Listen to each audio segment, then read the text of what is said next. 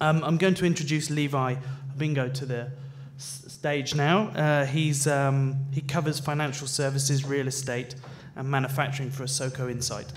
My name is Levi from Asoko Insight, and joining me is a very diverse team. My name is Coulson. I'm the Managing Director. I work for Actis at Garden City.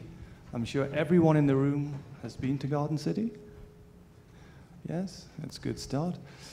So I've got over 20 years development experience in emerging markets, Eastern Europe, South America, and now in Kenya. So my responsibilities with Actis is the oversight of the shopping mall, the residential, and we've just launched the business park as well. And we have further development news, which is coming out very soon regarding the rest of the land there. So thank you. Thank you for the invitation as well, for being here today. Good afternoon. My name is Bachir Rajji. I'm the Area Director of Engineering and Design for the Radisson Hotel Group. This hotel was one of my projects, for the last 4 years, which we opened a couple of years back. I'm based in Dubai. We look after Middle East, Turkey, and Africa. Thank you very much. My name is Gikonyo Gitonga. I'm the Managing Director and CEO of Access Real Estate.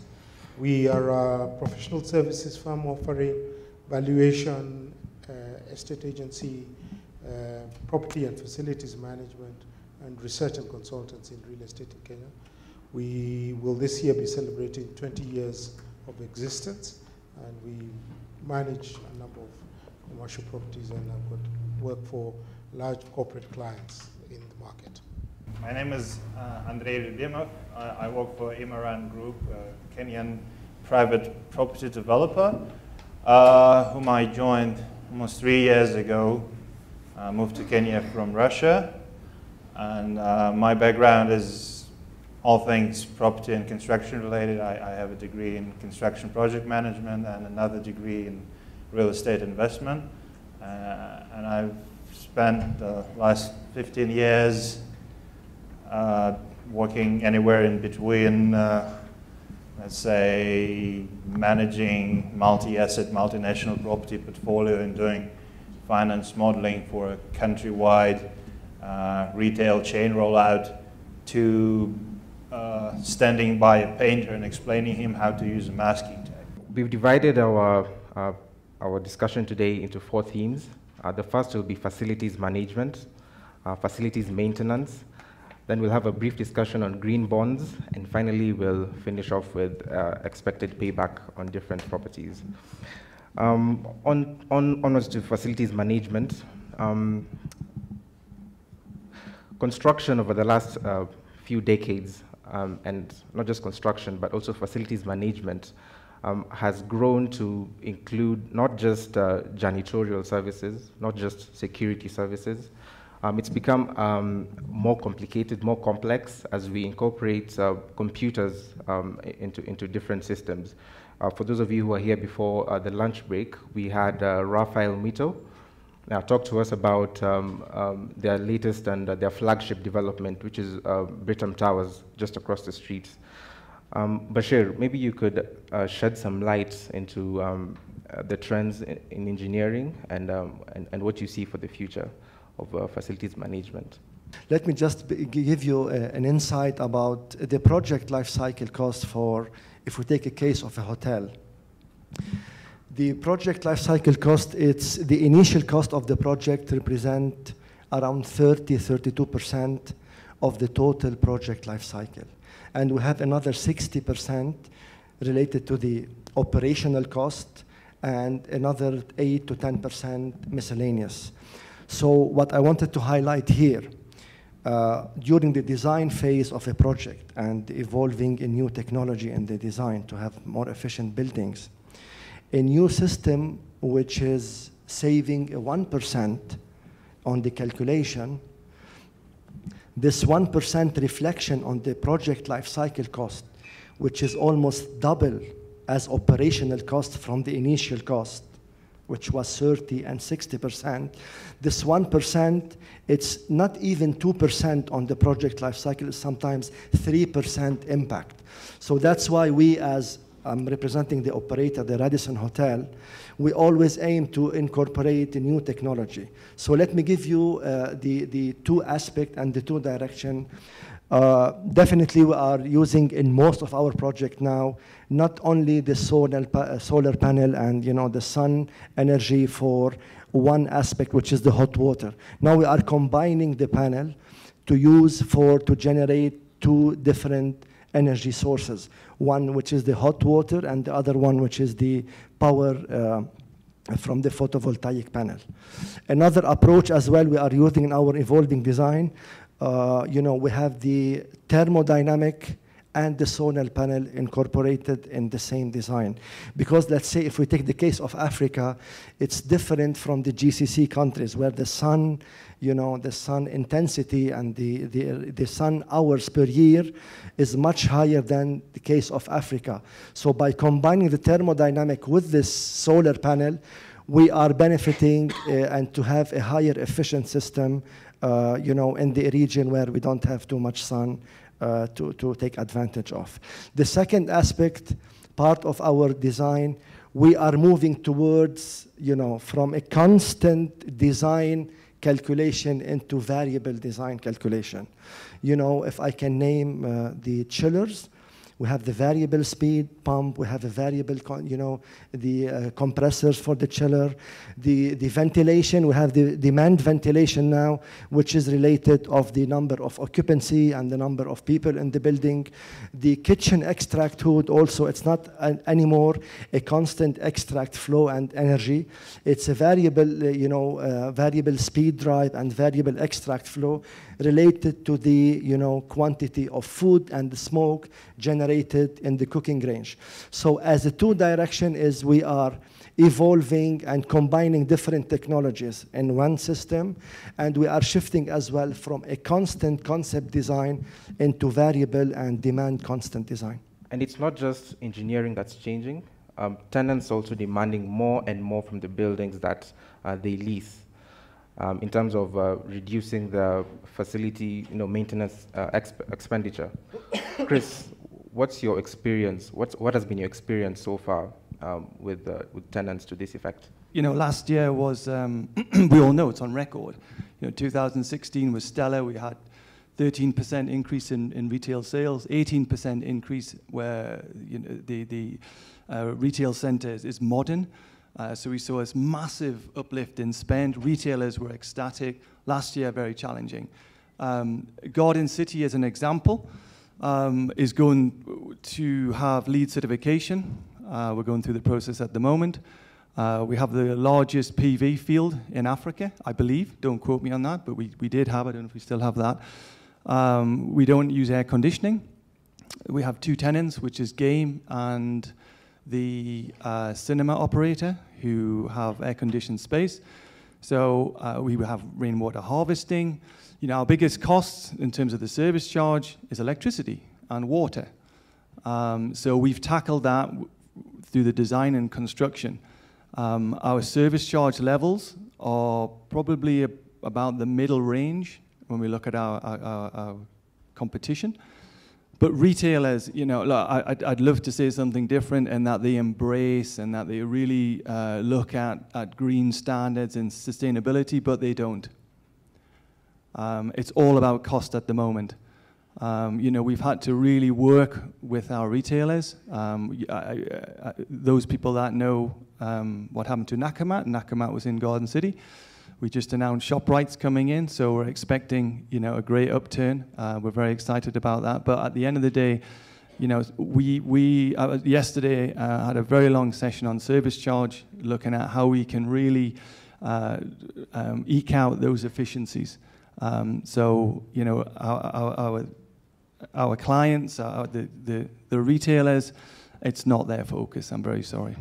Andrey, you've developed projects all over the world.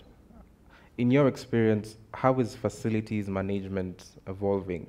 Facility management, from being building focused, becomes more of employee focused or occupant focused. And this shift will define the future of the facility management, and this future has actually started. And I'd like to highlight several components of this shift. So first of all, facility management becomes more and more relying on subcontracting.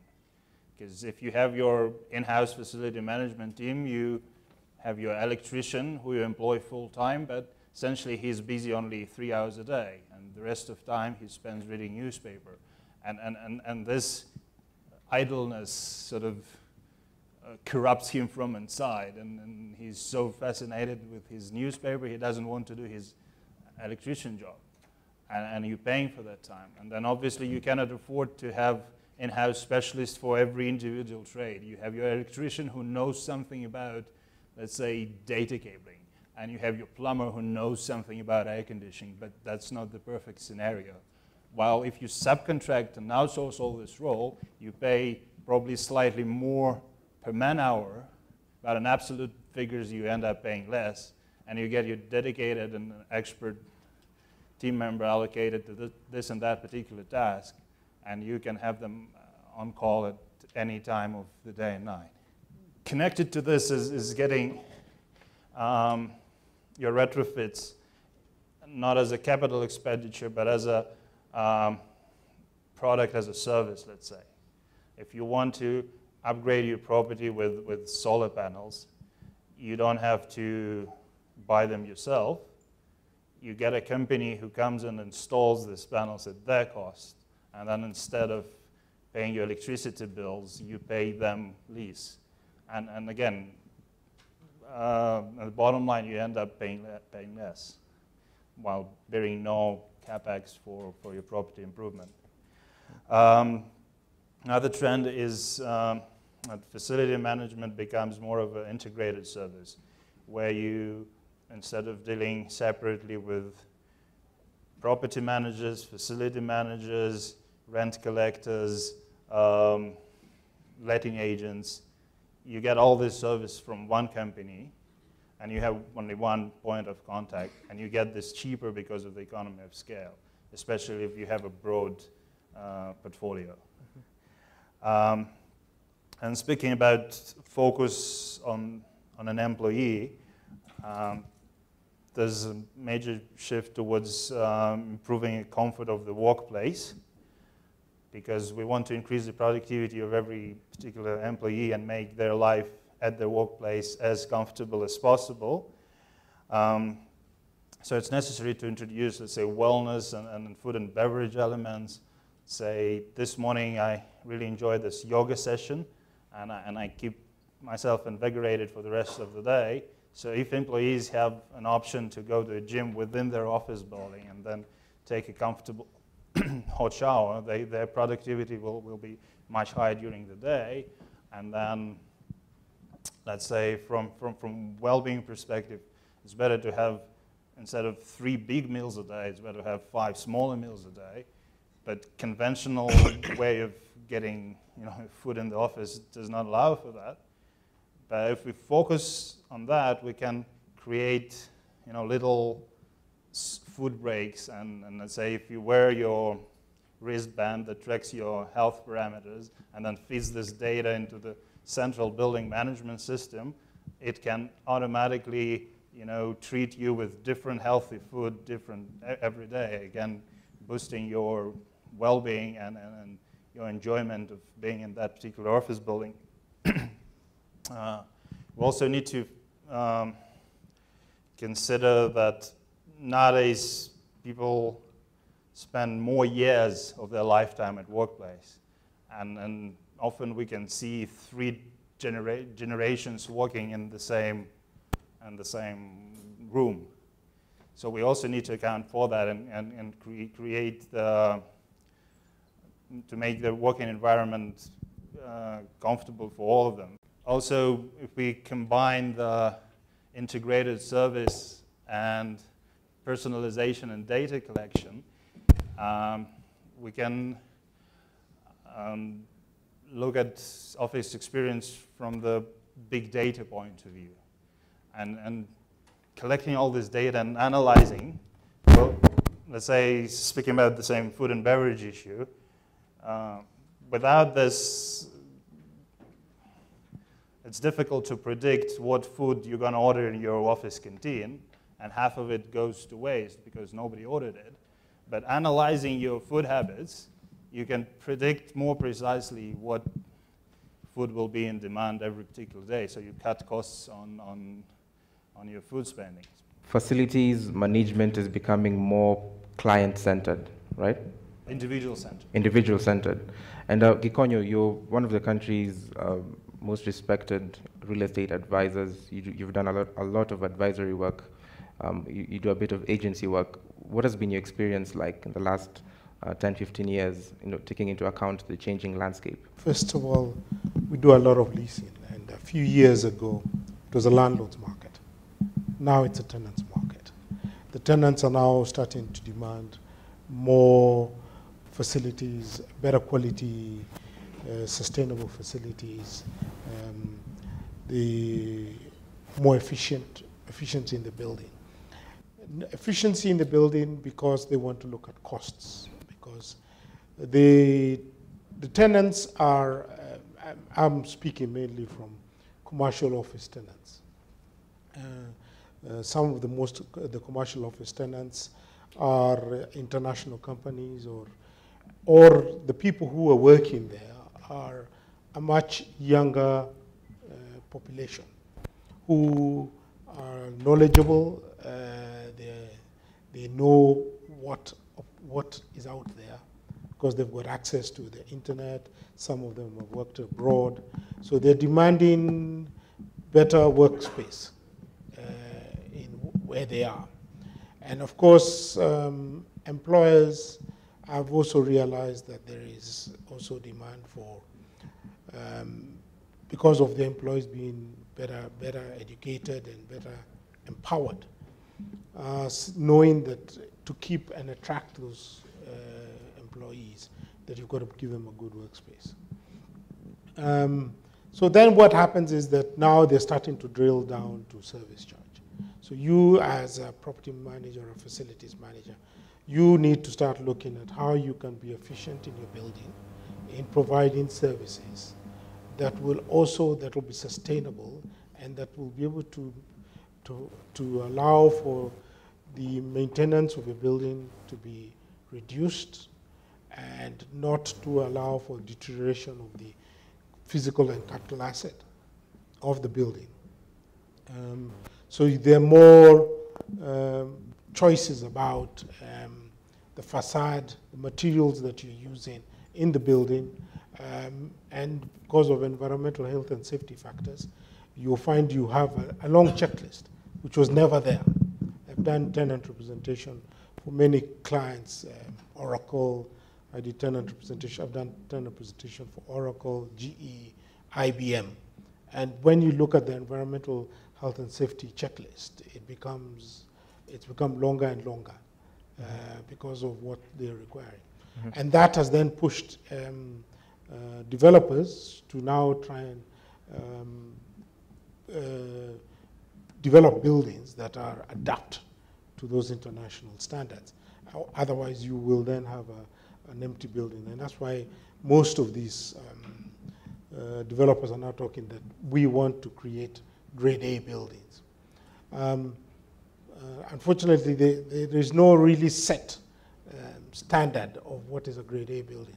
So you'll find different developers will call their buildings grade A, but it's according to what they feel is important.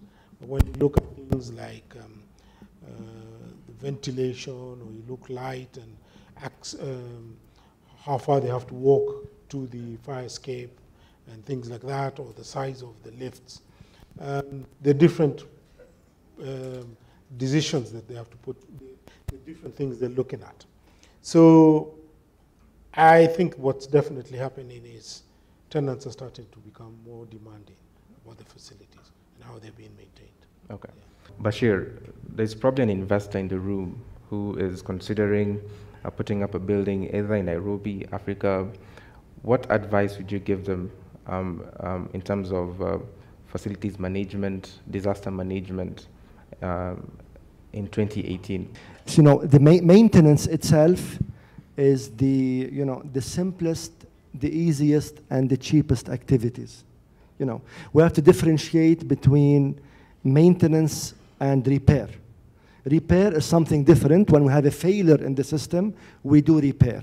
However, maintenance, in order, you know, to maintain and to keep up the running and the performance and the efficiency of any systems or any area. So maintenance is very simple, very easy, and very cheap. Let me give you some examples. And the impact, if maintenance is not followed properly, is very significant on the performance and on the failure of the equipment. If we take the case of AC systems, fan coil unit, air handling unit, whatever, VRV. So the maintenance activities which we do mostly is we clean the filter, we clean the coil, we do, you know, we calibrate the actuator if it is needed, and we lubricate sometimes, depends on the system itself. So these are very simple and easy activities. But if we don't perform those kind of activity, we have a drop on the efficiency, so we consume more energy, and we may end up in the system failure in the operation. Another example, the solar panel, which is now commonly used, installed everywhere, you know, in every region. So the simple, you know, maintenance we do for the solar panel, we don't dismantle the panel every month, and we do, you know, tightening and replacing stuff. We clean the glass top of the panel. This is the maintenance which we carry. Repair is something else. And, you know, if we don't keep up this, you know, cleaning this, you know, glass top panel, you know how much it may lose from its efficiency and performance. The same, another example for the pump, if we don't lubricate the bearings, you know, as per the manufacturer requirement, we may, you know, the shaft may get stuck, the motor got burned, or, you know. So even in the electrical, if we don't tighten the nut and the screw of the electrical connections, we may have an electrical spark, and we may have a fire in the hotel. So maintenance is very simple, you know. So for some people, maintenance is very complicated activity, is very complicated, you know, a process. It's very simple. We need to have a proper team, well-organized, trained team, clean team, and, you know, the impact of having a proper maintenance in any facility or any system is very high and very significant on the performance and the lifetime and the running of any system. Chris, on to green leases. Perhaps before you give us your experience with green leases in this market, you could just, for purposes of the audience, just a brief highlight of what a green lease is, and your experience with green leases in the country. We had an interesting talk over lunch. Maybe you might share that with the audience. We've just launched Garden City, the business park, and EEBL, I guess, have signed a green lease. They're taking 60% of the first building. We face huge challenges. You know, I represent an investment fund, but we're also a quasi-developer. You know, we bought 47 acres of land, and we've developed the shopping mall, we've developed the residences, and we're launching the business park. The cost of our capital is very high. And then you look at you actually add the weighting in for Africa, the risk profile. So these really are challenges when you look at sustainable options that you can build in to an office building. Now our building will, because of, you know, the standard practices of Actis, it will incorporate green initiatives, and we will go for EDGE, IFC EDGE. We won't go any higher than that. Now the reason's very simple. You know, we have to keep our development costs tight. The office market today is very soft. He knows all the statistics, and so do I. And, you know, we are really hoping to see an uplift, certainly this year. Now, we've seen some green shoots. Now, in order for the investor to go above and beyond in terms of sustainability, you need the government to participate. Yeah? And this is what's happened in some of the other countries I've worked in. you've had tax concessions, tax breaks, you've been incentivized to consider, these green issues, and these costs are considerable. Payback, certainly on the PV on Garden City, on the shopping mall, we've structured that so it wasn't a capex item for us because the payback is gone. I mean, it really is it's beyond our horizon. So in terms of green leases, yes, they're important. EEBL did have specific requirements. EEBL is owned by Diageo. I also did a project for Diageo in Hungary, and at that time that was out of the London office, and this is a good example. Their requirements for energy efficiency were significantly higher than what we've been asked to provide in the new office headquarters.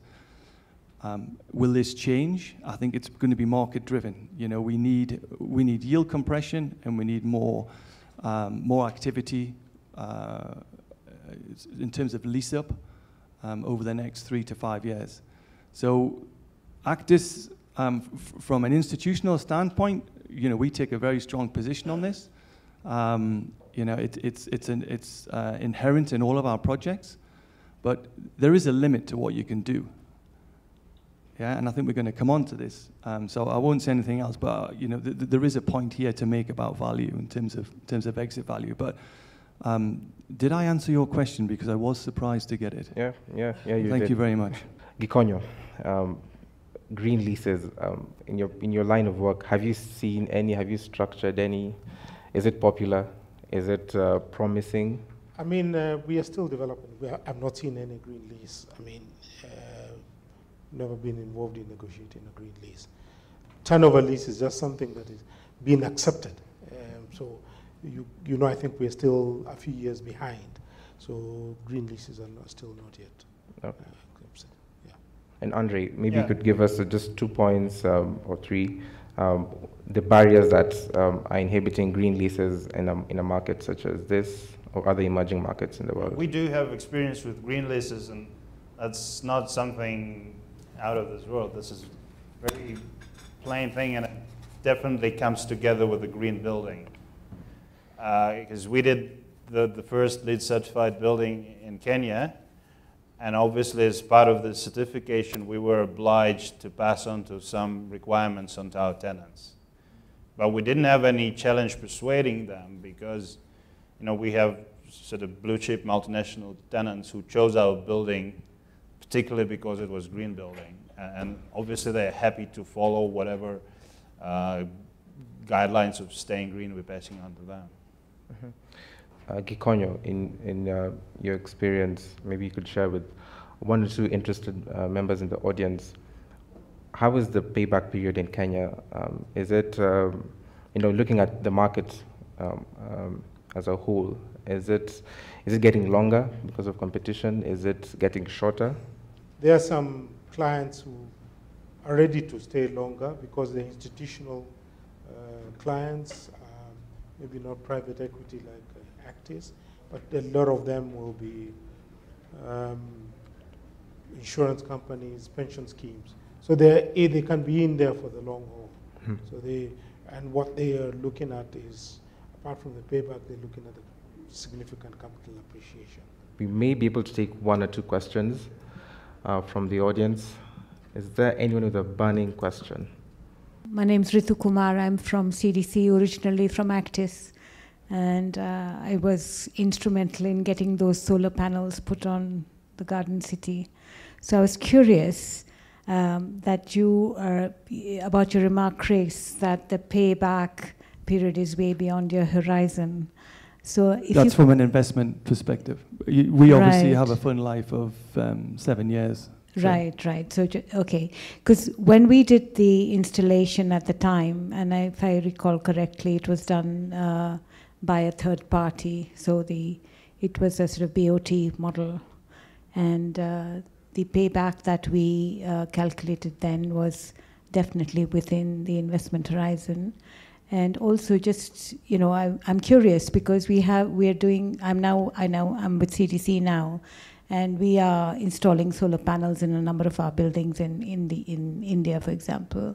And average payback period for, it doesn't normally exceed 4 years. So I was just curious as to, the remark you made.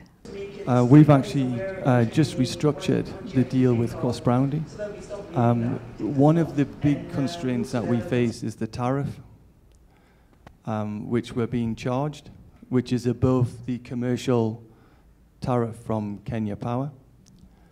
So that has, and we were talking earlier about the service charge and how important it is to keep that down. Electricity is our biggest cost.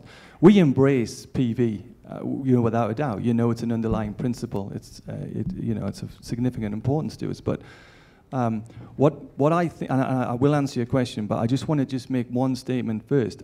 What I think's a game changer in Kenya is this new tariff that's in place now, which is a peak tariff during the day. And this happened to me in Brazil. And this is when cogeneration and PV really came into the market because, at the moment you have a flatline tariff. When that changes and during the day when the overall demand on the grid goes up and your costs spike, that's when PV really does come into play. Because you're not capped by the tariff which is being charged by your partner, because it will significantly be below that new tariff. This is what I saw in Brazil, and I think that will be a game changer. Going back to where we're at today now, there was significant cost to install that, and costs have come down. The technology now is more affordable, so. We've had to restructure this, and unfortunately, that has kicked out, the payback period quite considerably. And I would love to talk to you once I get off this stage, and I will share you more information on that. Incredible insights from an incredible panel. Thank you very much, gentlemen, and I think we'll end it at this point. Thank you, everyone.